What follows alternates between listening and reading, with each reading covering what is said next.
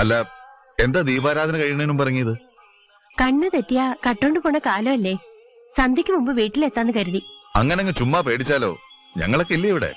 അത് തന്നെ എന്റെ പ്രധാന പേടി. രാധമോള് പേടിക്കണ്ട കേട്ടോ. IPS 1ാം റാങ്ക്, പ്രശസ്ത സേവനത്തിന് ഒരു പ്രാവശ്യം പ്രസിഡന്റിന്റെ സ്വർണ്ണ മെഡൽ, ഇതൊക്കെ കിട്ടിയിട്ടുള്ള വളരെ സത്യസന്ധനായിട്ടുള്ള ഒരു പോലീസ് ഓഫീസറാണ് ഞാൻ. മനസ്സ് വിഷമിപ്പിക്കാതെ വണ്ടി കയറ്. വേണ്ട വേണ്ട, ഒന്നാമത് പോലീസുകാരുടെ കൂടെ സംസാരിച്ചുകൊണ്ട് നിൽക്കുന്ന കണ്ടാൽ തന്നെ വലിയ ക്രിമിനലും ആണെന്ന് വിചാരിക്കും. കൂടെ വരുന്നില്ലേ വേണ്ട, അത് പോട്ടെ.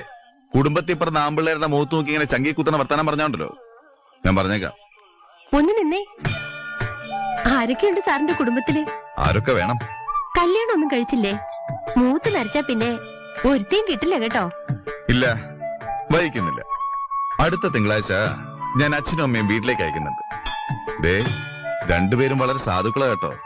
നിന്റെ ഈ ഉണ്ടക്കണ്ണൂരിട്ട് അവരെ പേടിപ്പിച്ചു കളയരുത്.